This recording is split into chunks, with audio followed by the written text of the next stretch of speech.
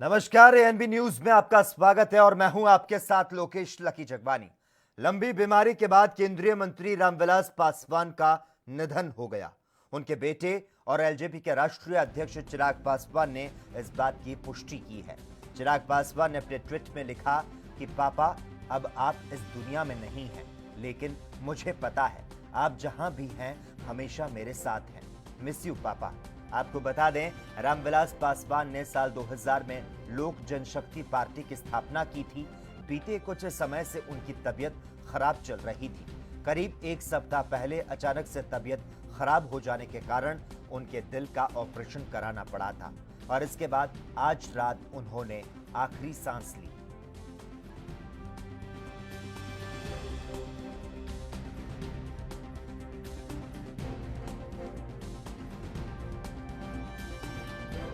लंबी बीमारी के बाद केंद्रीय मंत्री रामविलास पासवान का आज निधन हो गया। उनके बेटे और एलजेपी के राष्ट्रीय अध्यक्ष चिराग पासवान ने इस बात की पुष्टि की है। ट्वीट करते हुए उन्होंने इस बात की पुष्टि की। चिराग पासवान ने अपने ट्वीट में लिखा, पापा, अब आप इस दुनिया में नहीं, लेकिन मुझे पता है आप जहां भी हैं हमेशा मेरे साथ हैं। आपको बता दें, रामविलास पासवान ने साल 2000 में लोक जनशक्ति पार्टी की स्थापना की थी। बीते कुछ समय से उनकी तबीयत जो है वह खराब चल रही थी। करीब एक सप्ताह पहले अचानक से तबीयत खराब हो जाने के कारण उनके दिल का ऑपरेशन करना पड़ा था और इसके बाद आज रात उन्होंने आखिरी सांस ली।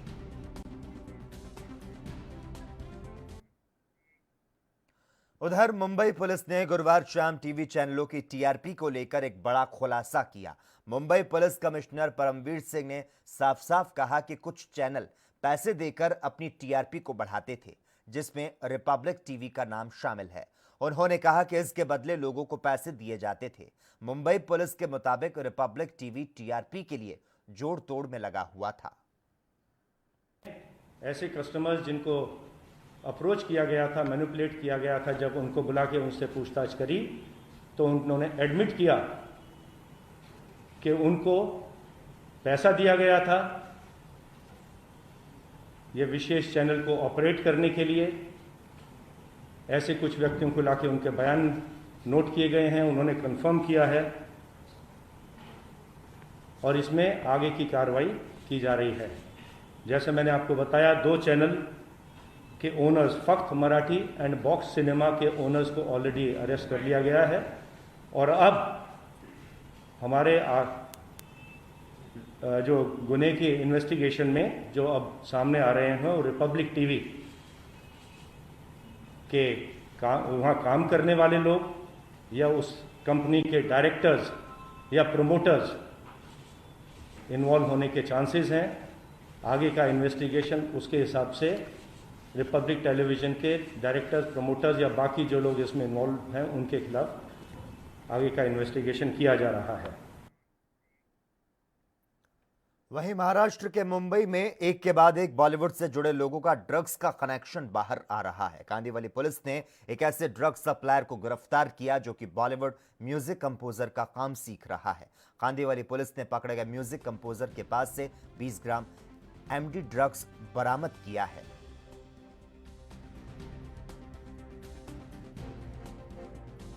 जब तहकीकात करने के बाद मालूम पड़ा कि ये जो शख्स है ये फिल्म के जो म्यूजिशियन होते हैं उसके अंदर वो काम सीखने का काम अभी उसने चालू किया है और इससे साथ ये और ज़्यादा जानकारी इससे साथ कोई और लोग जुड़े हुए के उसके सिलसिले में अभी पुलिस तहकीकात हम लोग ने जारी रखी है। सुशांत सिंह राजपूत केस में रिपोर्ट के आधार पर साफ हो गया कि सुशांत ने आत्महत्या की थी, जिस पर सुशांत सिंह राजपूत के पिता के वकील विकास सिंह ने इस पर सवाल उठाते हुए दोबारा से जांच करने की मांग की और इस पर महाराष्ट्र सरकार में कैबिनेट मंत्री असलम शेख का क्या कुछ कहना रहा, आइए आपको सुनाते हैं। वो क्या कहना चाहते हैं मुझे समझ में नहीं आ रहा है। मुंबई पुलिस ने इसकी इन्वेस्टिगेशन की थी, मुंबई में उसका पोस्टमार्टम हुआ, पोस्टमार्टम की रिपोर्ट हुई थी जिसे किसी माध्यम से सुप्रीम कोर्ट में चैलेंज किया गया था। उसके बाद सुप्रीम कोर्ट ने सीबीआई को जो है वो केस देने का काम किया। उसके बाद अब एम्स में की जो है रिपोर्ट आ गई और उसमें कहीं भी निष्पन्न नहीं हुआ कि ये मर्डर है करके। अब उसकी और कई बार कमेटी बना के ये क्या सिद्ध करना चाहेंगे। बाकी की जो केस आती है चार्जशीट फाइल होने के बाद में जब वो कोर्ट में जाएगी तो वकील साहब को कोर्ट में लड़ना चाहिए। मेरे ख्याल से जो रिपोर्ट्स आ गई है, जो फैक्ट सामने आ गए, उसी पे वहीं जम्मू कश्मीर में इन दिनों हर क्षेत्र पर ध्यान केंद्रित किया जा रहा है। राजौरी की हर पंचायत में अब बैक टू विलेज कार्यक्रम शुरू किया गया, जिसके तहत पंचायत में होने वाले विकास कार्यों को तेजी से किया जाएगा। सबसे बड़ी बात है कि हर डिपार्टमेंट में डिफरेंट स्कीम चल रही है। तो बेसिक जो मेजर डिपार्टमेंट है वो हमारा रूरल डेवलपमेंट डिपार्टमेंट है। और रूरल डेवलपमेंट डिपार्टमेंट जहां कनेक्टिविटी की बात करता है, जहां इंफ्रास्ट्रक्चर की बात करता है, वो चाहे एमजी नरेगा के तहत है या 14 फाइनेंस कमीशन के तहत है, वो फैसिलिटीज़ जो है दे रहा है। और बाकी जो फैसिलिटीज़ है हर डिपार्टमेंट में फंडिंग आ रही है। तो मैं हर डिपार्टमेंट से बात कर रहा हूं ताकि हर डिपार्टमेंट की लोगों का अवेयरनेस हो और वो वहां से जो फंडिंग आ रही है वो इस पंचायत में भी लगे और बाकी पंचायत में जो प्रपोर्शनेट इस। मैं ब्लॉक डेवलपमेंट ऑफिसर डांगरी हूँ। आज हमारा प्रोग्राम जो है वो बडोन ए पंचायत में चल रहा है, बैक टू विलेज। यहाँ सलीम साहब डायरेक्टर ट्राइबल यहाँ पर जो है ऑफिसर हैं विजिटिंग, उनके साथ में प्रेजेंट हूँ। PRIs मेंबर प्रेजेंट है, लोगों की पार्टिसिपेशन भी है। तो लोग जैसे पहले बैक टू विलेज 1-2 में कुछ उनकी डिमांड्स हैं, कुछ फुलफिल हुई हैं, कुछ जो फुलफिल नहीं हुई हैं वो डिमांडें वो रेज कर रहे हैं कि जो कंसर्न क्वार्टर को जो है वो पंचायत। वहीं जम्मू कश्मीर के श्रीनगर में मृदा टेस्टिंग लैब में बदलाव के लिए केंद्र सरकार ने फंड जारी किया। लैब का उद्देश्य है कि सूक्ष्म मृदा की सही से जांच हो सके और तय हो सके कि मृदा में कितनी यूरिया खाद की आवश्यकता है।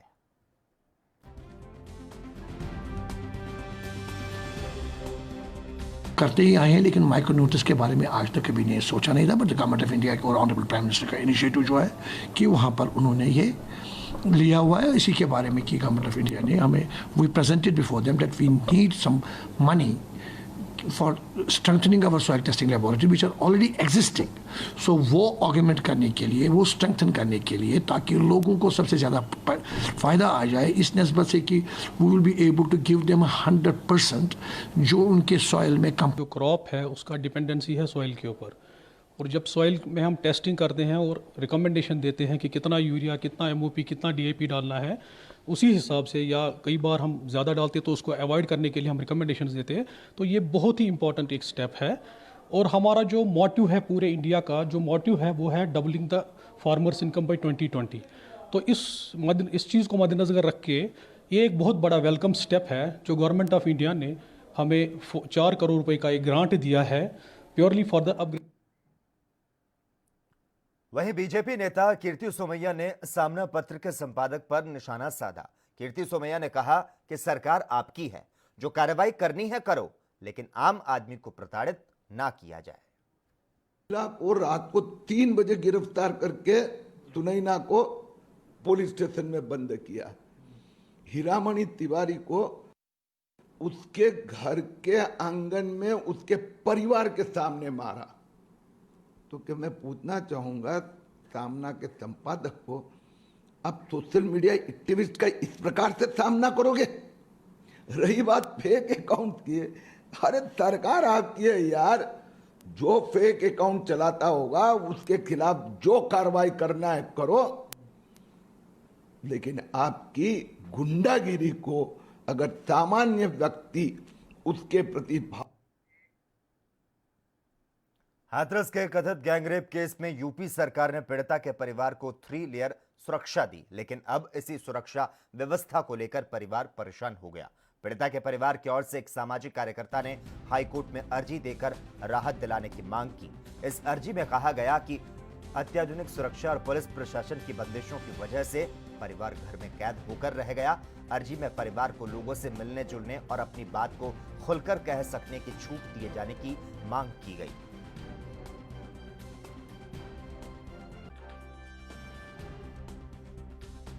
देखो ऐसा है कि सुरक्षित तो हैं, पर अब ये है कि देखो जो सब चीज का कहते आदमी इतनी चीज सहन ना कर पावे। क्योंकि जिस माँ बाप की बेटी अगर आंखों के सामने से चली जाए और इतना बड़ा अत्याचार पूरी दुनिया के सामने अगर उसको झुठलाया जाए, ठुकराया जाए, तो इससे बड़ी घटना काहे हो सकती है। योगी जी हों या मोदी जी हों, कम से कम इस चीज पे गौर तो करें। दिल्ली के पर्यावरण मंत्री गोपाल राय ने शहर के प्रदूषण स्तर की निगरानी के लिए दिल्ली सचिवालय में एक ग्रीन वॉर रूम का उद्घाटन किया।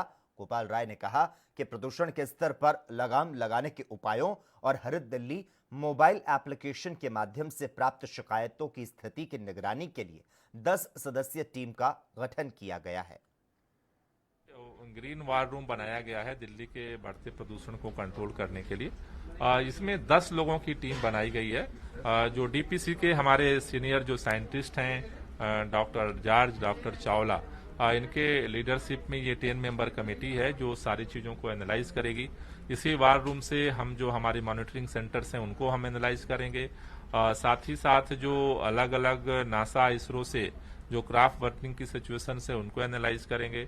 जो हमारे हॉट स्पॉट्स हैं 13 उनको एनालाइज करने का काम करेंगे, मॉनिटर करने का काम करेंगे। साथ ही साथ ऐप के माध्यम से पूरे दिल्ली के अंदर अगर कोई पोल्यूशन पैदा करने वाली एक्टिविटी है उसको मॉनिटर करने का काम होगा। एंड साथ ही साथ दिल्ली की अदर एजेंसी के साथ कोऑर्डिनेट करके इसको।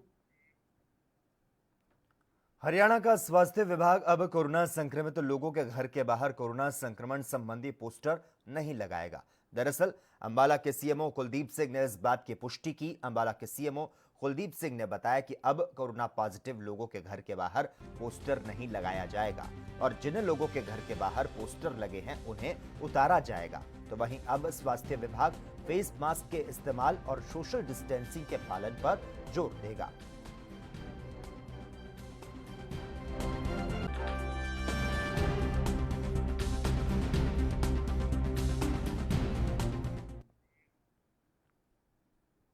हिमाचल सरकार के शिवा प्रोजेक्ट के तहत उद्यान विभाग ने सिरमौर के नाहन में किसान संगोष्ठी का आयोजन किया, जिसमें बीजेपी के वरिष्ठ नेता और पूर्व विधानसभा अध्यक्ष राजीव बिंदल ने शिरकत की। तो वहीं उद्यान विभाग की आयोजित इस संगोष्ठी में बड़ी संख्या में किसानों, बागबानों और स्वयं सहायता समूह से जुड़ी महिलाओं ने हिस्सा लिया। तो वहीं विधायक डॉक्टर राजीव बिंदल ने कहा कि इस परियोजना को चलाने का मुख्य उद्देश्य किसान को बागवानी की दिशा में समृद्ध करना है।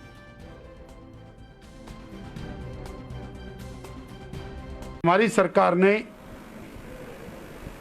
श्री जयराम ठाकुर जी के नेतृत्व में हिमाचल प्रदेश के किसान को समृद्ध करने के लिए शिवा प्रोजेक्ट शुरू किया है और नाहन ब्लॉक को शिवा प्रोजेक्ट में शामिल करके हमारा एक प्रयास है कि हमारे किसान को बागवानी की दिशा में।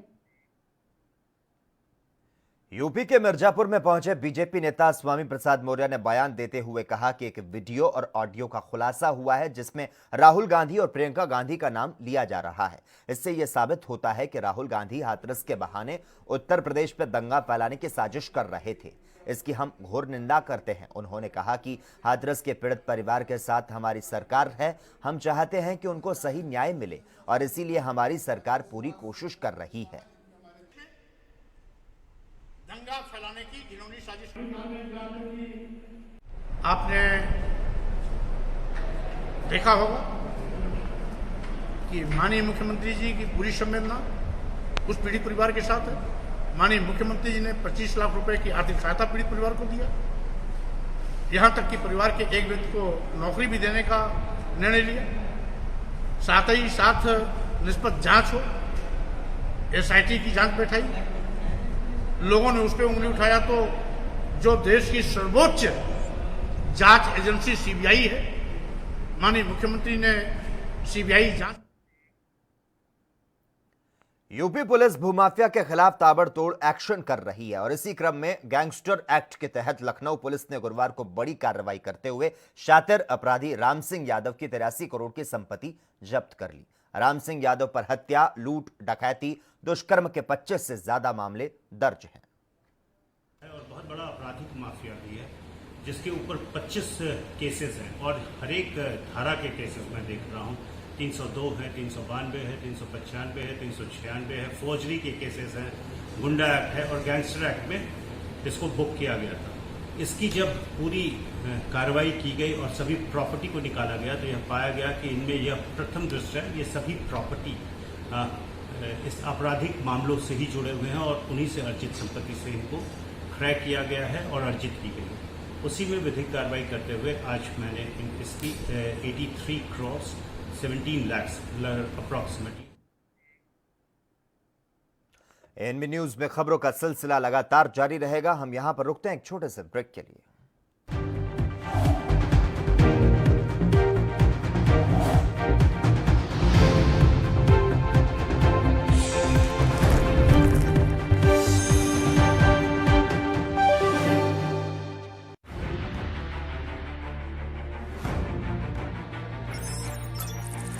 खबर चाहे सियासत की हो या सरकार की, खबर चाहे भ्रष्टाचार की हो या गुनहगार की, दिन भर में क्या रहा देश जगत का हाल, किस मुद्दे ने बनाई किसकी सरकार, रखते हैं हम सब पर नजर, पहुंचाते हैं हम हर खबर। हम हैं ANB न्यूज।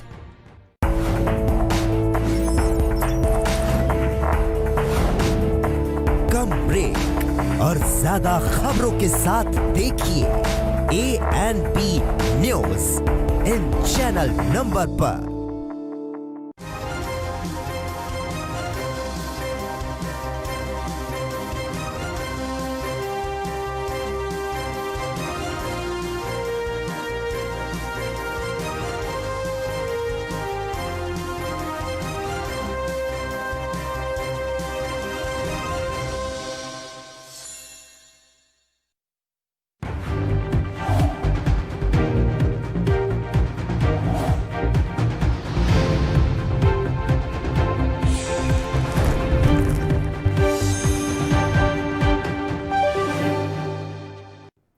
ब्रेक के बाद एक बार फिर से आपका स्वागत है। केंद्रीय मंत्री रामविलास पासवान का निधन हो गया है और इनके निधन से क्या कुछ प्रतिक्रियाएं सामने आ रही है, आइए जानते हैं।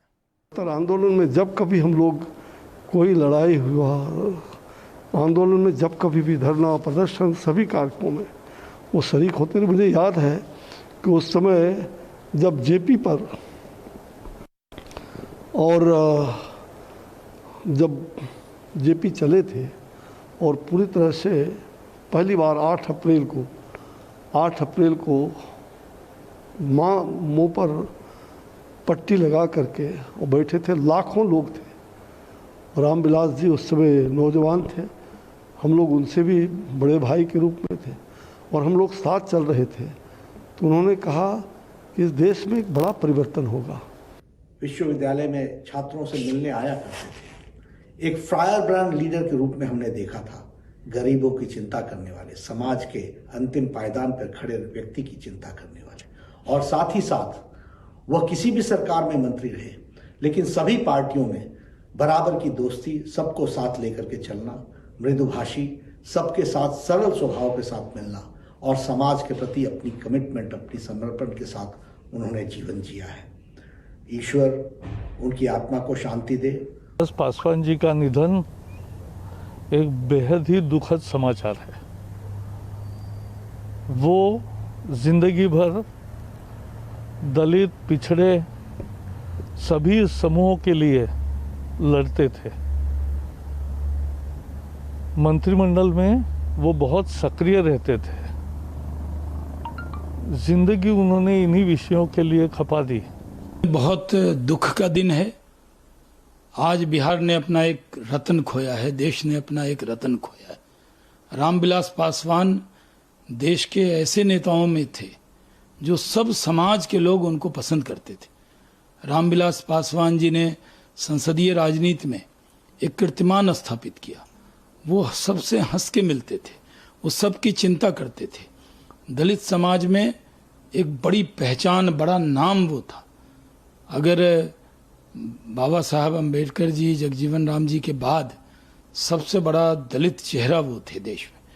और मुझे सौभाग्य है कि मैंने उनके साथ काम किया पार्लियामेंट में, अटल बिहारी वाजपेयी जी की सरकार में, और नरेंद्र मोदी जी की सरकार के अंदर भी सफल मंत्री के तौर पर उन्होंने काम।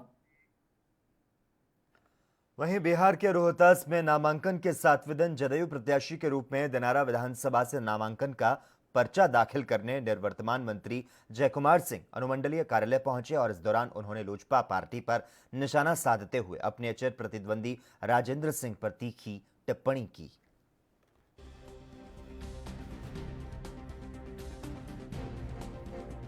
दिग्गज थे जब वो भाजपा में थे, मैं उसको इसलिए मानता, पार्टी बड़ी दिग्गज होती है। भाजपा अपनी एक पार्टी है, उस पार्टी में हल्का आदमी भी जाते हैं तो भारी हो जाते हैं। पार्टी भारी करती है, सिस्टम भारी करती है। सिस्टम से बाहर आ जाइएगा तो व्यक्ति के रूप में न कभी भारी थे न आज भारी। कोई व्यक्ति पार्टी का इस बात को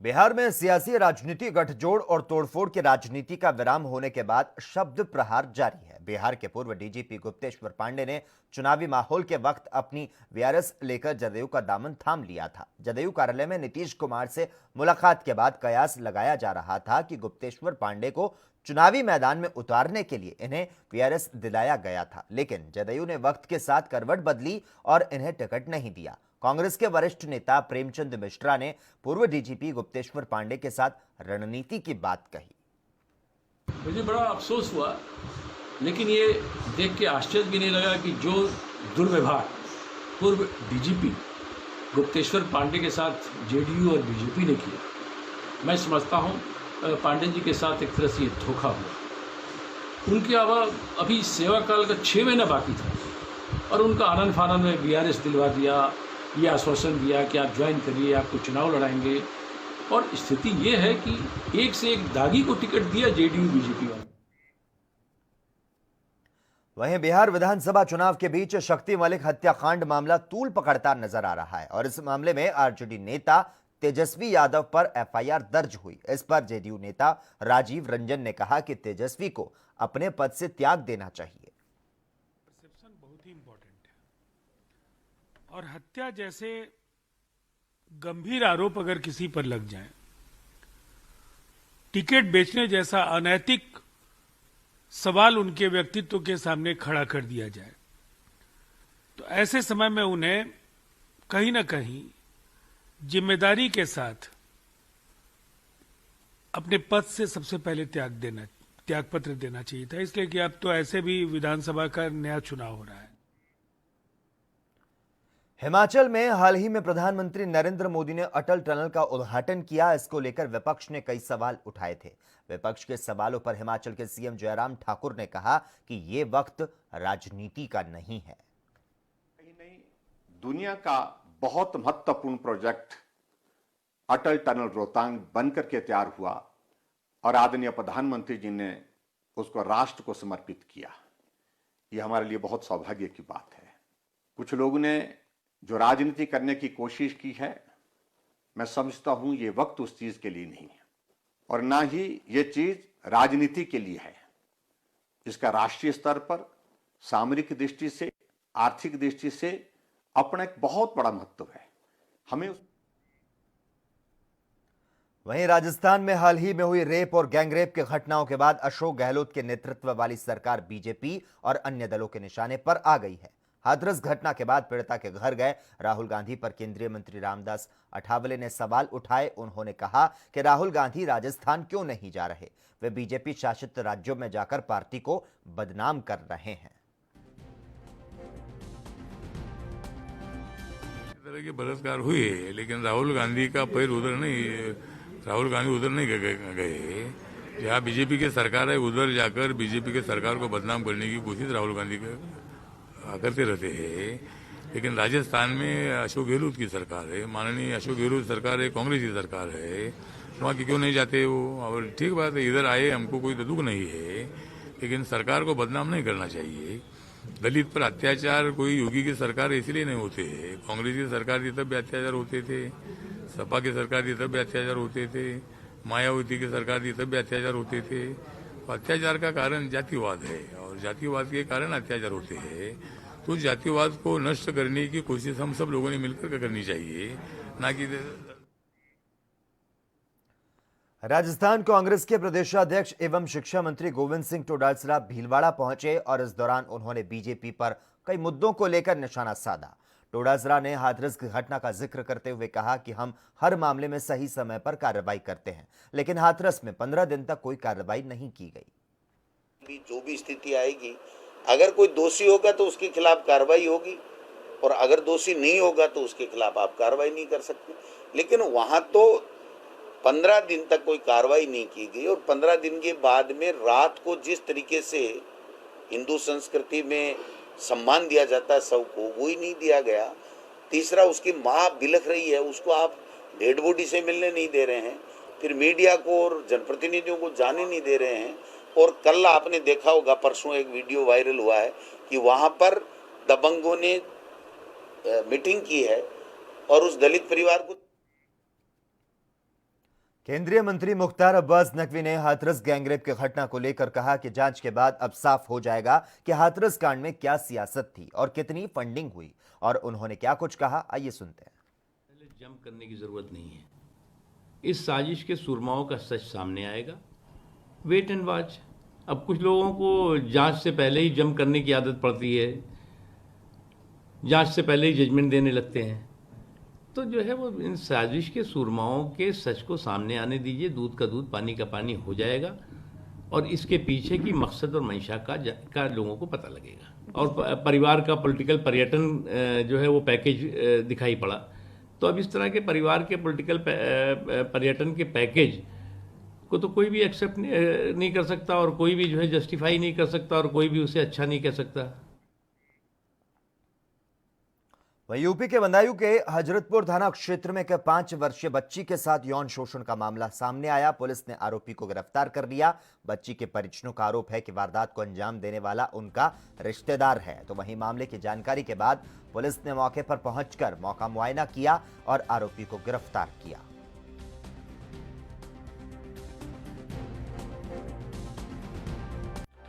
बदायूं जनपद में हजरतपुर थाना क्षेत्र में एक माइनर लड़की के साथ सेक्सुअल असॉल्ट का ये केस दर्ज हुआ है। इस संबंध में सेक्शन 376 आईपीसी और पॉक्सो की जो रेलेवेंट सेक्शंस है उनमें मुकदमा दर्ज हो गया है। जो अक्यूज्ड है वो विक्टिम का ही रिलेटिव है और उसकी गिरफ्तारी कर ली गई है। जी, क्या घटना हुई है? सर, वो बच्ची को बुला के उसने उसके साथ में बुरा कर्म किया। कौन लेके गया था बच्ची को? बच्ची को लेके गया है, देखो, धर्मवीर। तो अब तक कोई कार्रवाई की है पुलिस ने? क्या अभी कुछ नहीं। पुलिस ने उसे पकड़ा है अभी तक? नहीं। हाँ, पुलिस पकड़ के ले गई उसको। पुलिस का कोई यहाँ आया था? हाँ, सब आए। आप कौन है बच्ची के? हम नातिन है बच्ची, मेरी बहन है। दादी। वहीं यूपी के कन्नौज में पिता ने अपनी नाबालिग 13 वर्षीय बेटी के साथ दुष्कर्म किया। पीड़िता ने थाने में पहुंचकर अपने पिता पर दुष्कर्म का आरोप लगाया। पीड़िता ने मामले के बारे में अपने रिश्तेदारों को बताया और अपने रिश्तेदारों के साथ कोतवाली पहुंची और आरोपी पिता के खिलाफ मामला दर्ज कराया। वहीं अपर पुलिस अधीक्षक का कहना है आरोपी पिता को गिरफ्तार कर लिया गया है और आगे की कार्रवाई की जा रही है। गांव का मामला है जहां एक 13 वर्षीय लड़की ने ये आरोप लगाया है कि उसके पिता ने बीती रात उसके साथ दुष्कर्म किया है। लड़की ने गांव वालों को तथा अपने मौसी को सूचना दी और वो थाने पर आई है। उसका तत्काल अभियोग पंजीकृत किया गया है और ये धारा 376 3/4 पॉक्सो एक्ट में पंजीकृत हुआ है। उसके पिता आरोपी है जो, उसको गिरफ्तार कर लिया गया है, उससे पूछताछ की जा रही है। लड़की का मेडिकल परीक्षण। वहीं राजस्थान के सीकर जिले में गांव दांता के किसान सुंडाराम वर्मा ने अनूठी खोज की जिसमें 1 लीटर पानी से आजीवन एक पौधा जीवित रह सकता है। पिछले 25 वर्षों से वे इस कार्य को बखूबी अंजाम दे रहे हैं और अभी तक उनके द्वारा लगाए गए ऐसे पौधों की संख्या 50,000 पार कर चुकी है। इस खोज के लिए न केवल उन्हें भारत सरकार की विभिन्न कृषि संस्थाओं द्वारा पुरस्कृत किया गया, बल्कि विदेशों में उनकी इस खोज की खूब सराहना हो रही है।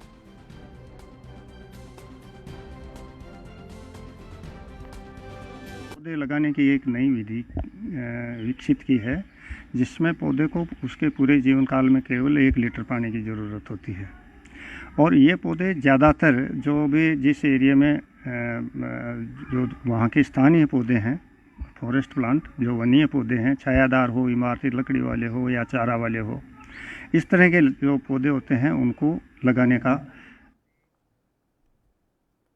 वहीं हरियाणा के सिरसा में प्रदर्शन कर रहे किसानों को पुलिस ने हिरासत में लिया। दरअसल स्वराज इंडिया पार्टी के अध्यक्ष योगेंद्र यादव ने बताया कि किसान शांतिपूर्वक प्रदर्शन कर रहे थे, लेकिन पुलिस ने किसानों को हिरासत में लेकर उनका धरना हटा दिया। उन्होंने कहा कि 7 लोगों के खिलाफ पुलिस ने मामला दर्ज किया है, जिसके चलते किसानों में आक्रोश बढ़ गया और फिर किसानों ने नारेबाजी शुरू कर दी। और योगेंद्र यादव ने कहा कि पुलिस या तो 7 किसानों पर दर्ज मामले रद्द करे, नहीं तो बाकी किसानों को भी गिरफ्तार करे। ये जो 100-150 किसान हैं, इनमें से 7 नेताओं को, जो नेतृत्व में 7 साथी थे, उनको अलग कर लिया है और कहा है उनके खिलाफ पर्चा करेंगे, उनको लेके जाएंगे, मजिस्ट्रेट के सामने ले जाएंगे, कोरोना जांच करवा रहे हैं ताकि जेल लेके जाएंगे उनको, और बाकियों को कह रहे नहीं तुम जाओ। यहां मैं दाद देता हूं सिरसा के किसानों की, एक आवाज से सब किसानों ने कहा हम नमक हराम नहीं है, हम अपने नेताओं को ऐसे नहीं जाने देंगे। सारे किसान बैठ गए, कहा या तो हमारे ऊपर भी वही मुकदमा करो और अगर हमें छोड़। एचएनबी उत्तराखंड चिकित्सा शिक्षा विश्वविद्यालय का गुरुवार को तृतीय दीक्षांत समारोह आयोजित किया गया। दून मेडिकल कॉलेज स्थित सभागार में आयोजित ई कॉन्वोकेशन में मेडिकल, नर्सिंग और पैरामेडिकल के 922 छात्र छात्राओं को डिग्री प्रदान की गई। इस मौके पर उत्तराखंड के मुख्यमंत्री त्रिवेंद्र सिंह रावत ने संचार की नवीनतम प्रणाली QDA का शुभारंभ किया। इस तकनीक का उपयोग करने वाला उत्तराखंड देश का पहला राज्य है। दूरस्थ ग्रामों के 9 सिंगल एरिया में संचार के लिए SDRF द्वारा, आपको बता दें, डिप्लॉयबल एंटीना स्थापित किया गया है। कोविड काल के बावजूद बहुत अच्छे तरीके से और जो सोशल डिस्टेंसिंग है उसके पालन के करते हुए उन्होंने व्यवस्थित तरीके से आयोजन को संपन्न किया। जहाँ तक कोविड काल की बात है तो ये दौर चल रहा है और बहुत जल्दी ये दौर समाप्त होगा। चिकित्सा विज्ञान ने और भारत सरकार के जो हमारे स्वास्थ्य मंत्री हैं डॉक्टर हर्षवर्धन जी ने बड़े स्पष्ट संकेत दिए हैं इस वर्ष के अंत तक। वहीं हरियाणा के धर्मनगरी कुरुक्षेत्र के ऐतिहासिक गुरुद्वारा छठी पातशाही में शिरोमणि अकाली दल हरियाणा की बैठक हुई। बैठक में फैसला लिया गया कि दशहरा और दीपावली के पर्व के दिन सभी अकाली दल के कार्यकर्ता अपने अपने घरों पर काले झंडे लगाकर इस दिन को काला दिवस के रूप में मनाएंगे।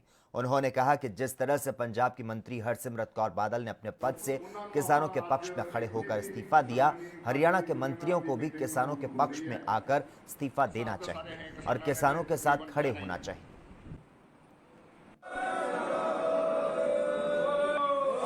ਸ਼੍ਰੋਮਣੀ ਅਕਾਲੀ ਦਲ ਹਰਿਆਣਾ ਇਕਾਈ ਨੇ ਫੈਸਲਾ ਤਾਂ ਪਹਿਲਾਂ ਹੀ ਵੈਸੇ ਕਿਸਾਨਾਂ ਦੇ ਹੱਕ 'ਚ ਅਸੀਂ ਸਮਰਥਨ ਕਰ ਚੁੱਕੇ ਹਾਂ, ਪਰ ਅੱਜ ਅਸੀਂ ਇਹ ਸੀ ਵੀ ਹਰਿਆਣਾ ਸਟੇਟ ਦੀ ਸਾਰੇ ਦੀ ਬੁਲਾ ਕੇ ਅਹੁਦੇਦਾਰਾਂ ਦੀ ਮੀਟਿੰਗ ਉਹਦੇ ਵਿੱਚ ਰੈਗੂਲੇਸ਼ਨ ਅਸੀਂ ਪਾਸ ਕੀਤਾ ਹੈ, ਮਤਾ ਪਾਸ ਕੀਤਾ ਹੈ ਆਪਣਾ ਕਿਸਾਨਾਂ ਦੇ ਹੱਕ ਦੇ ਵਿੱਚ। ਜੋ ਵੀ ਕਿਸਾਨਾਂ ਦੇ ਖਿਲਾਫ 3 ਬਿੱਲ ਆਏ ਨੇ ਉਹਨਾਂ ਬਿੱਲਾਂ ਦੇ ਅਸੀਂ ਉਹਨਾਂ ਦੇ ਖਿਲਾਫ ਬੋਲਦੇ ਹੋਏ ਤੇ ਕਿਸਾਨ ਯੂਨੀਅਨ ਨੂੰ ਅਸੀਂ ਸਮਰਥਨ ਜਿਹੜਾ ਉਹਨਾਂ ਨੂੰ ਦਿੱਤਾ ਹੈ। ਉਹ ਸਮਰਥਨ ਮਤਲਬ ਜਿਸ ਤਰ੍ਹਾਂ ਕਿ ਸਾਡੇ ਆਪਣਾ ਬੀਬੀ ਹਰਸਿਮਰਤ ਕੌਰ ਜੀ ਨੇ ਸੈਂਟਰ ਤੋਂ ਅਸਤੀਫਾ ਦੇ ਕੇ ਤੇ ਕਿਸਾਨਾਂ ਦੀ ਜਿਹੜੀ ਬਾਹ ਫੜੀ ਹੈ, ਕਿਉਂਕਿ ਸ਼੍ਰੋਮਣੀ ਅਕਾਲੀ ਦਲ ਹਮੇਸ਼ਾ ਹੀ ਕਿਸਾਨ ਮਜ਼ਦੂਰ हर वर्ग को नाल लेके चलना। खबरों का सिलसिला लगातार जारी है। यहां पर रुकते हैं एक और छोटे से ब्रेक के लिए।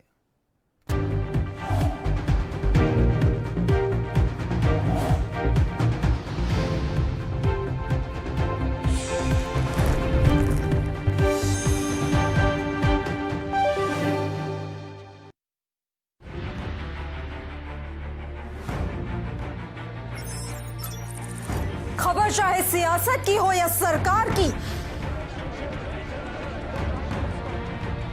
खबर चाहे भ्रष्टाचार की हो या गुनहगार की, दिन भर में क्या रहा देश जगत का हाल, किस मुद्दे ने बनाई किसकी सरकार, रखते हैं हम सब पर नजर, पहुंचाते हैं हम हर खबर। हम हैं ANB न्यूज।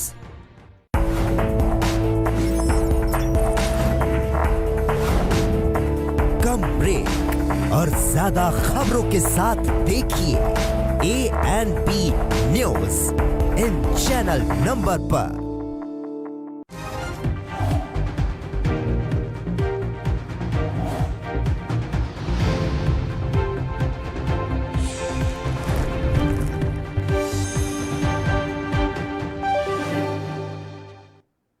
ब्रेक के बाद ANB न्यूज में एक बार फिर से आपका स्वागत है। उत्तराखंड में विधानसभा चुनाव 2022 की तैयारियों में बीजेपी पूरी तरह से जुट चुकी है। लिहाजा पार्टी के प्रदेश अध्यक्ष ने कार्यकारिणी में लंबी फौज खड़ी कर दी है, जिसको लेकर सभी विधायकों और सांसदों को अपने क्षेत्र में जनता के बीच रहने को कहा गया है। और इस कड़ी में मसूरी से बीजेपी विधायक गणेश जोशी से ANB न्यूज ने खास बातचीत की। मसूरी विधानसभा से विधायक गणेश जोशी जी इस वक्त हमारे साथ मौजूद हैं और लगातार अपने विधानसभा क्षेत्रों का भ्रमण भी कर रहे हैं और जनता के साथ रूबरू भी हो रहे हैं। देखते हैं कि 2022 को लेकर उनकी क्या कुछ तैयारियां हैं। सर, 2022 अब नज़दीक है और लगातार पार्टी अपनी नज़र बनाती हुई नजर आ रही है और आप भी लगातार अपने विधानसभा क्षेत्र में जा रहे हैं और कहा जा सकता है लगातार जिस तरीके से पब्लिक के साथ जनता के साथ रूबरू हो रहे हैं, क्या कुछ तैयारियां आगे रहने वाली है? देखिए, मैं तो जिस दिन से चुनाव जीता हूँ उस दिन से अगले चुनाव के तैयार रहता हूँ। आपने देखा होगा मैं एक दिन भी घर में नहीं बैठता हूँ और मेरी कोशिश ये रहती है कि लगातार अपनी जनता के संपर्क में रहता हूँ। और विधानसभा मेरी बहुत बड़ी है, लेकिन मेरी कोशिश ये रहती है मैंने विधानसभा के बुरासखंडा से लेकर मिट्टी पेड़ी तक हर क्षेत्र को, हर गांव को, हर वार्ड को मैंने छूने का प्रयास किया। और कुछ महत्वपूर्ण बड़ी बड़ी योजनाएं भी हम मसूरी के लिए लाए हैं, जैसे मसूरी की पेयजल योजना 145 करोड़ की हम लाए हैं, रोप वे 345 करोड़ का हम लाए हैं, जॉर्ज अरेस्ट पर काम हो रहा है, सहजधारा में 2 पुल हम बनवा रहे हैं, अभी बुरासखंडा और रिखोली हमारी एक बढ़ती है, रिखोली में फसल पार्क हम बना रहे हैं, बुरासखंडा में एक झील हम बनवा रहे हैं, रॉबर्ट्स केव में भी टूरिस्टों को आने के लिए उसका संतुलन हम करा रहे हैं। गढ़ी कैंट, जो मेरा कैंट क्षेत्र पड़ता है, वहाँ पर हम 2 ट्यूबवेल में लगा चुका हूँ। सर, एक अहम सवाल कैबिनेट विस्तार को लेकर कहा जा सकता है। कैबिनेट विस्तार को लेकर अभी अटकलें लगातार जारी थी, जिसमें कहीं ना कहीं आपका भी नाम लगातार सामने आ रहा था, लेकिन अब फिर ना कहीं कुछ चीजें अब फिर सामने शांति भरी हुई नजर आती हुई दिख रही है। कैबिनेट विस्तार को लेकर क्या कुछ कहना चाहेंगे? तकरीबन 3.5 साल हो गया है। ये केंद्रीय नेतृत्व का निर्णय इसमें होना है, माननीय मुख्यमंत्री जी का इसमें निर्णय है। और जहाँ तक आपने मेरी बात की, अगर मेरिट की बात होगी, मुझे पूरा भरोसा है पार्टी मुझे मेरे कामों का इनाम देगी और आदमी को उम्मीदों पर रहना चाहिए। उम्मीद पर दुनिया कायम है, जो होगा अच्छा होगा। बिल्कुल। कांग्रेस का एक महत्वपूर्ण सवाल ये रहा कि कोरोना में सरकार पूरी तरीके से फेल रही और कृषि जो देखा जाए बिल लेके आए उसको लेकर लगातार कांग्रेस आंदोलन करती नजर आ रही है। अब कांग्रेस की स्थिति ये हो गई है, आज कांग्रेस समाप्ति की ओर है। मैं ये कहूँ कि वेंटिलेटर पर है तो कोई अतिशयोक्ति नहीं होगी। ये थे हमारे साथ मौजूद मंसूरी से विधायक गणेश जोशी जी, जिनका साफ तौर पर कहना है लगातार जनता के बीच में है और कहा जा सकता है 2022 का चुनाव भी इस बार बीजेपी जीतने वाली है। कैमरामैन आर्यन आहूजा के साथ मैं प्रतीक पाठक, ANB न्यूज, देहरादून। उधर यूपी के जनपद हापुड़ में त्रिस्तरीय पंचायत चुनाव की मीटिंग में पहुंचे प्रदेश के कानून मंत्री ब्रजेश पाठक का जोरदार स्वागत किया गया। त्रिस्तरीय पंचायत चुनाव की मीटिंग में मेरठ मंडल के कई बड़े नेता पहुंचे और मीटिंग में भाग लिया। कानून मंत्री ब्रजेश पाठक ने भाजपाइयों को आगामी चुनाव के बारे में जानकारी दी और पार्टी को मजबूत करने की अपील की। इसके साथ ही कार्यकर्ताओं को आगामी चुनाव के बारे में सभी नेताओं और उम्मीदवारों की लिस्ट बनाने के लिए आग्रह कर राज्य को सौंपने को कहा।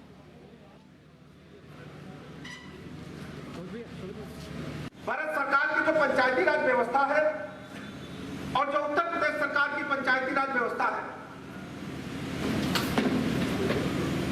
उसमें पंचायतों को बहुत ही महत्वपूर्ण अधिकार मिले हैं। यहां पर हमारे जितने मित्र बैठे हैं, हम सब जानते हैं कि ग्राम का प्रधान कितना महत्वपूर्ण है, ब्लॉक का ब्लॉक प्रमुख कितना महत्वपूर्ण है। और इसी मंच पर बैठी हमारी जिला पंचायत की अध्यक्षता वो जानती हैं और आप सब भी जानते हैं कितने। वहीं हरियाणा में बीजेपी पार्टी के प्रदेश अध्यक्ष ओम प्रकाश धनखड़ बड़ौदा उपचुनाव को लेकर कार्यकर्ताओं की मीटिंग लेने के लिए पहुंचे।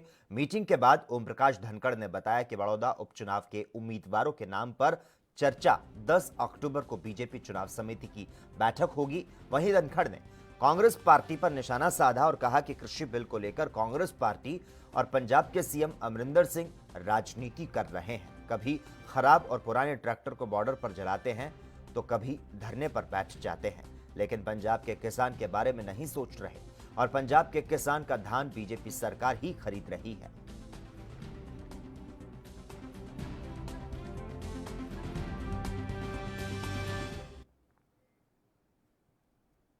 वहीं हरियाणा के नूंह में राज्य स्तरीय ऑनलाइन बाल महोत्सव की विभिन्न वर्गों की प्रतियोगिताएं ऑनलाइन 10 अक्टूबर से प्रारंभ हो जाएंगी।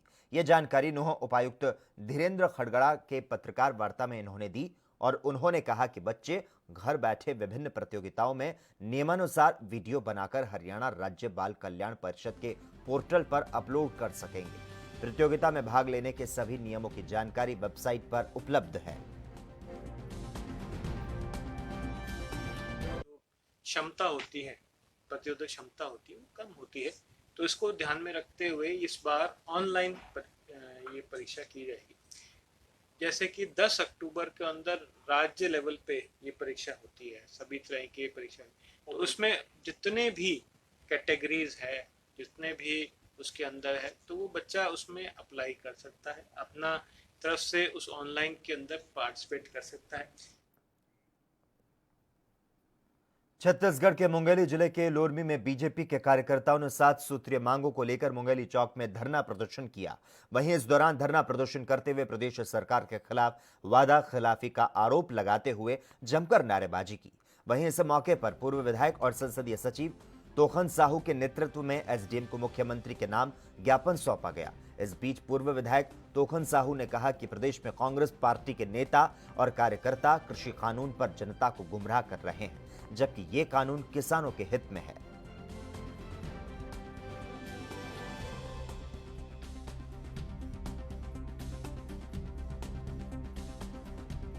कि कांग्रेस पार्टी और उनके नेताओं के द्वारा जो लोगों को भ्रमित करने का जो काम ये लोग कर रहे हैं कृषि बिल को लेकर के, कृषि बिल किसानों के हित में क्रांतिकारी कदम है। माननीय नरेंद्र मोदी जी की सरकार ने जो पारित की है, वह इस पर देश के लोगों को गुमराह करना चाहती है और ये कांग्रेस का ट्रेंड रहा है कि किसी भी बिल पर वो लोगों को भड़काए, दंगा फसाद कराए। इसलिए भारतीय जनता पार्टी आज जो जन विरोधी जो भूपेश सरकार है, उनके विफलताओं को लेकर के आज एक दिवसीय धरना प्रदर्शन का कार्यक्रम। छत्तीसगढ़ बीजेपी ने किसान संशोधन बिल का विरोध करने वाले कांग्रेसियों को करारा जवाब दिया है। जहां मोदी सरकार द्वारा लिए गए ऐतिहासिक कृषि कानून के समर्थन सहित अन्य मुद्दों को लेकर धरना प्रदर्शन किया गया और महामहिम राज्यपाल के नाम ज्ञापन सौंपा गया। दरअसल किसानों के साथ प्रदेश की भूपेश सरकार जो अन्याय कर रही है, साथ ही अपने वादे से मुकरते हुए किसानों का कर्ज माफ नहीं कर रही, इसको लेकर बीजेपी संगठन के आह्वान पर पूरे प्रदेश में ब्लॉक स्तर पर धरना प्रदर्शन किया जा रहा है। किसानों के हित में ये धरना प्रदर्शन है। कांग्रेस की सरकार के द्वारा जो विरोध किया जा रहा है, केंद्र सरकार नरेंद्र मोदी जी के द्वारा जो 3 नियम किसानों के हित में किया गया है, कृषि नीति, वो विधेयक पास हुआ है, उसके विरुद्ध में जो ये लोग अनगढ़ प्रलाप कर रहे हैं, उसके खिलाफ में ये लोग दुनिया भर के अनेक प्रकार की उसका बुराई बता रहे हैं। उसके सही बात को रखने के लिए, किसानों के हित की बात को रखने के लिए, किसानों के जो जीविकोपार्जन आगे बढ़े, उनका फसल का दुगुना रेट मिले और अपने स्वेच्छा से, अपने इच्छानुसार वो जहाँ भी हो देश के किसी भी कोने पर अपने वो बिक्री कर सकते हैं अपने फसल का, किसी प्रकार की प्रतिबंध न रहे, उसका विरोध वो लोग कर रहे हैं। उसी के विरोध में हम लोग भारतीय जनता पार्टी की ओर से नरेंद्र मोदी सरकार के जो द्वारा लाए गए 3 विधेयक है कृषि नीति के लिए, उसी के समर्थन। जहां एक तरफ तो हरियाणा सरकार लगातार किसानों के हित में होने के दावे करती है, लेकिन दूसरी तरफ सरकार द्वारा लागू बिलों के खिलाफ किसान और व्यापारी सड़कों पर हैं, तो वहीं सरकार के अंदर रहने वाले मंत्रियों में किसानों के हित के लिए अपनी बात उठाना शुरू कर दिया। दरअसल बीजेपी विधायक असीम गोयल के हक में व्यापार मंडल और किसान उतर गए। वहीं विधायक के साथ मार्केट कमेटी चीका में भारी संख्या में किसानों ने अपना समर्थन दिया। इस दौरान किसानों का कहना है कि जो भी किसानों के हक में बात करेगा, किसान उसके साथ है। मीडिया से बातचीत करते हुए किसान का कहना है कि वह सरकार द्वारा जारी पोर्टल से काफी परेशान हैं। किसानों ने सरकार को अल्टीमेटम देकर कहा कि अगर सरकार ने उनकी मांगों को नहीं माना तो पूरा व्यापार मंडल और चीका मंडी एसोसिएशन उनके साथ धरने पर बैठेगा। किसान अपनी 110 क्विंटल की ढेरी लिया है तो गेट पास कटाना हुआ तो 90 क्विंटल कटा। 15 किलो न 15 क्विंटल कहाँ लेकर जाएगा किसान जी। अगर ये मैसेज आ जा, किसान अनपढ़ा, किसान पर मैसेज आ गया, आज मैसेज आ गया उसने पता नहीं लग गया, मार्केट कमेटी में अगला दिन आवागा तो मतलब गेट पास कटावा कह देगा तेरा तो कल था वे डेट, कल मैसेज आ रहा तेरे पर मैसेज ना देखने आवा, किसान ना लेना देना, ट्रैक्टर चलाते होने, काम करते होने। पहली तो बात ये टेलीफोन गल्ला नहीं होंदा, गल्ला हुआ जे उसमें वो मैसेज नहीं काटना आंदा। यो मैसेज वाला चक्कर में ऐसे जाए यहाँ कोई सिस्टम नहीं चल रहा है। भाजपा के विधायक असीम गोयल ने किसानों और व्यापारियों के हित में धरना दिया है, क्या आप उनका साथ दोगे? बे साथ उनका देंगे। सरकार बिल्कुल गुंगी और बहरी हो रही है। या पहला तो मतलब बलराज कुंडू ने धरना दिया। आगामी आंदोलन की रूपरेखा को लेकर किसान एक बार फिर सिरसा के शहीद भगत सिंह स्टेडियम के बाहर इकट्ठा होना शुरू हो गए। वहीं पुलिस की ओर से सुरक्षा के कड़े इंतजाम किए गए और 100 मीटर की दूरी पर अभी भी बैरिकेड लगाए गए। आपको बता दें, डिप्टी सीएम दुष्यंत चौटाला और बिजली मंत्री के घर के पास अभी भी पुलिस बल तैनात है। दरअसल किसानों की मांग है कि कृषि कानूनों को वापस लिया जाए और डिप्टी सीएम जल्द से जल्द अपने पद से इस्तीफा दें।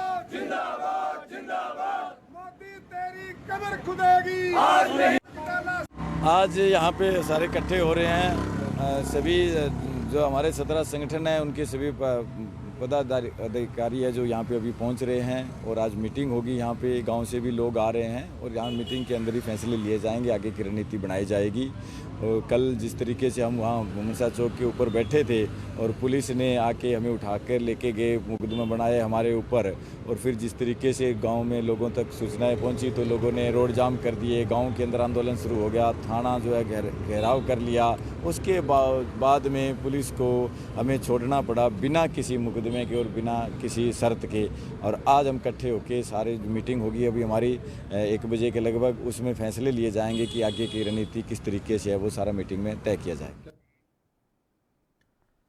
वहीं हरियाणा के मेवात में इंजीनियर्स इंडिया लिमिटेड के CSR योजना के अंतर्गत दिव्यांगजन निःशुल्क सहायता उपकरण वितरण शिविर का आयोजन किया गया, जो कि एल्मिको कानपुर के सहयोग से यासिन मेव डिग्री कॉलेज में हुआ।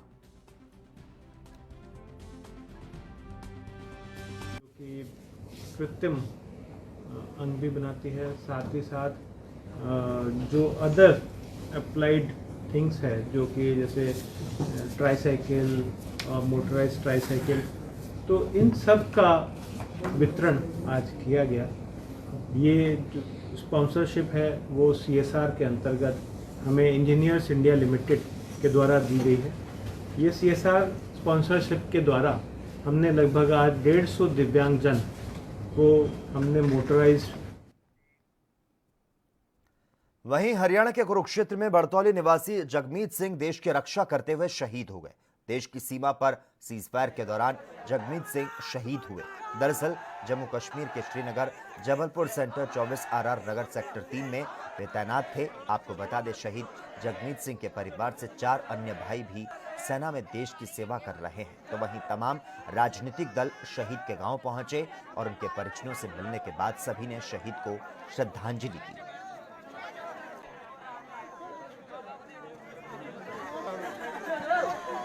बहुत ही होनहार बच्चा था, देश की सेवा कर रहा था और बड़ी दुखदाई घटना है। परमपिता परमात्मा को जो मंजूर है, मैं जगमीत जी के और उनके परिवार को इस दुख की घड़ी में उनके साथ हूँ। उनको हरियाणा के अंबाला कैंट में नगर परिषद में सफाई कर्मियों की भूख हड़ताल आज तीसरे दिन भी जारी रही। आपको बता दें, पिछले काफी समय से सफाई कर्मचारी समय समय पर हड़ताल और प्रदर्शन करते रहे, लेकिन सरकार के साथ अभी तक उनकी सहमति नहीं बन पाई। राज्य उप प्रधान सेवाराम ने बताया कि हम अपनी मांगों को लेकर हड़ताल पर बैठे हैं। इस मौके पर उन्होंने सरकार को आंदोलन तेज करने की चेतावनी दी।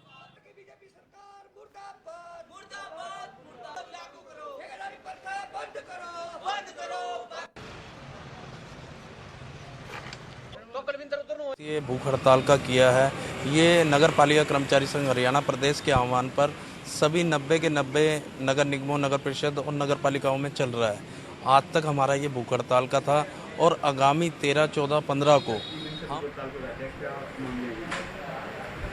एक तो ये जो अपना ठेका प्रथा का विरोध ये कर रहे हैं कि हमारे को जो मतलब ठेका प्रथा से हटाकर और जो अपना पेरोल पे लिया जाए, और दूसरा ये है कि हमारे को जो ये कोई कर्मचारी हटाए जा रहे हैं जो मतलब सरकार के साथ, इन सारों का यहाँ सिर्फ अम्बाला सदर से ही नहीं है, इनका कोई स्टेट लेवल के ऊपर इनकी जो स्ट्राइक है सारी जगह में, उसके रिगार्डिंग ये अपना जो प्रदर्शन। वहीं बॉलीवुड एक्टर रणबीर कपूर को हाल ही में मुंबई में उनके पैतृक घर पर मां नीतू कपूर के साथ स्पॉट किया गया। दरअसल रणबीर कपूर के दादा राज कपूर के घर कुछ कंस्ट्रक्शन का काम चल रहा है। नीतू कपूर और रणबीर कपूर इसी का मुआयना करने के लिए यहां आए थे, जहां उन्हें स्पॉट किया गया। इस दौरान रणबीर कपूर अपनी साइकिल से और नीतू कपूर अपनी गाड़ी से आई थी।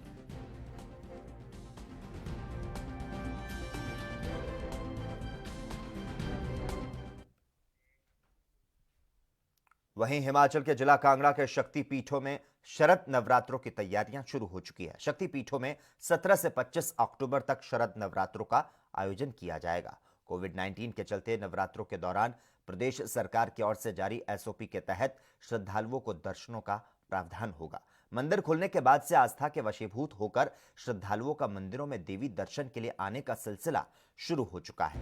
जानकारी के अनुसार श्री चामुंडा मंदिर की बात की जाए तो आम दिनों से 400 से 500 श्रद्धालु यहां पर आ रहे हैं।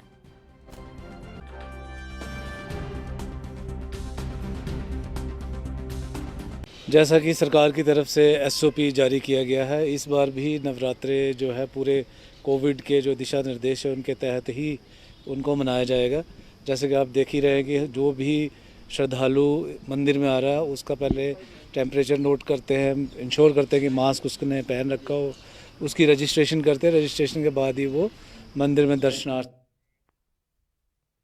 वहीं छत्तीसगढ़ के केशकाल में सामने आए गैंगरेप की वारदात को लेकर बीजेपी लगातार बयान दे रही है और इसी कड़ी में अब पूर्व मुख्यमंत्री रमन सिंह ने प्रदेश सरकार पर हमला बोला। रमन सिंह ने कहा कि कांग्रेस कार्यकाल के पिछले 9 महीनों में 1500 से ज्यादा बलात्कार के मामले दर्ज हैं। तो वहीं गैंगरेप के बढ़ते मामलों पर मुख्यमंत्री भूपेश बघेल के साथ चर्चा के लिए कांग्रेस नेता राहुल गांधी और प्रियंका गांधी को छत्तीसगढ़ आने का आग्रह किया। तो साथ ही कहा कि केशकाल गैंगरेप मामले में राष्ट्रीय बाल अधिकार संरक्षण आयोग ने इसकी जानकारी मांगी है। मुझे लगता है कि कांग्रेस के वरिष्ठ नेता जब बड़ी बड़ी बातें और हल्ला करते हैं, छत्तीसगढ़ की ओर देखना चाहिए कि किस प्रकार घटनाएं छत्तीसगढ़ में हो रही है। और ये घटना अपने आप में इस बात को दिखाता है कि जानकारी होने के बाद भी कार्रवाई ना होना, और उसके साथ ही साथ छत्तीसगढ़ में पिछले यदि 9 महीने की बात करें तो 1500 से ज़्यादा बलात्कार की घटनाएं हो चुकी हैं। इनके राष्ट्रीय नेता राहुल गांधी, प्रियंका गांधी को छत्तीसगढ़ की ओर ध्यान देना चाहिए और मुख्यमंत्री को भी इस संबंध में जानकारी लेनी चाहिए। छत्तीसगढ़ के बेमेतरा में फसल बीमा के नाम पर धोखाधड़ी करने वाले व्यक्ति को पुलिस ने गिरफ्तार किया। दरअसल जिले में एक व्यक्ति ने खुद को कृषि बीमा अधिकारी बताया था और फसल के नुकसान होने पर 7 से 15 हजार रुपए प्रत्येक एकड़ के लिए बीमा राशि दिलवाने की बात करके कई किसानों से लूट की। वहीं शंका होने पर किसानों ने कृषि विभाग से जानकारी ली तो मामले का भंडाफोड़ हुआ। वहीं पुलिस को मामले की सूचना मिलने पर मामला दर्ज किया गया और आगे की कार्रवाई जो है वह शुरू की गई है।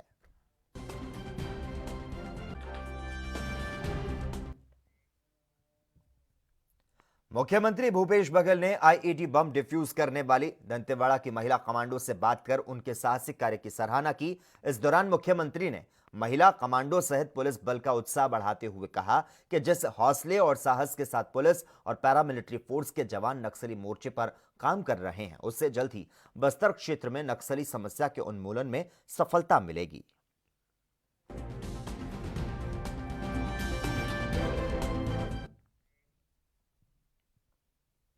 और इसी के साथ ही इस वक्त के बुलेटिन में इतना ही, लेकिन देश और दुनिया की तमाम अहम खबरों के लिए लगातार आप जुड़े रहिए हमारे साथ और देखते रहिए ANB न्यूज।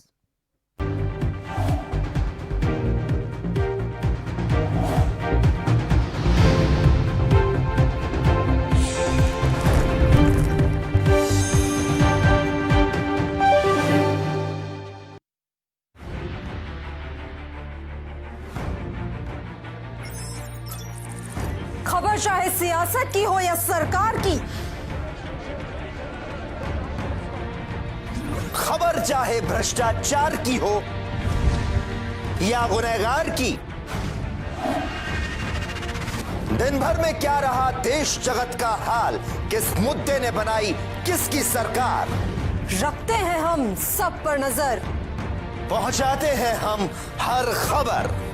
हम हैं ANB न्यूज।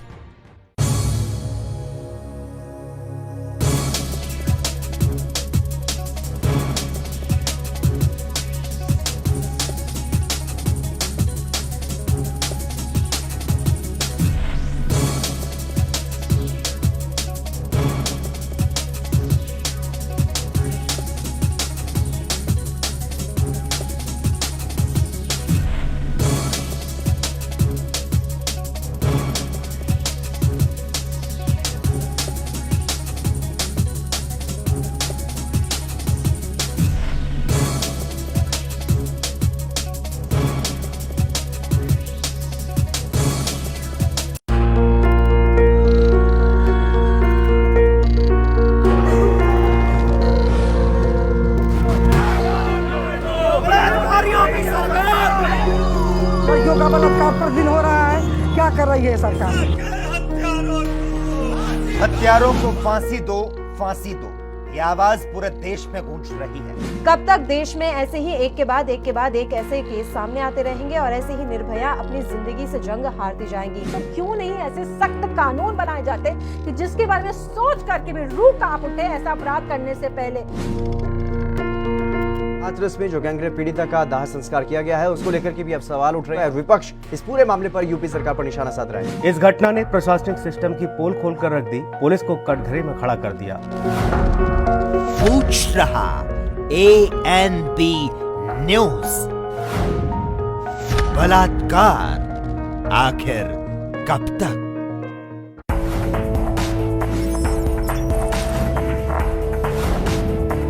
कम ब्रेक और ज्यादा खबरों के साथ देखिए ANB news in channel number पर।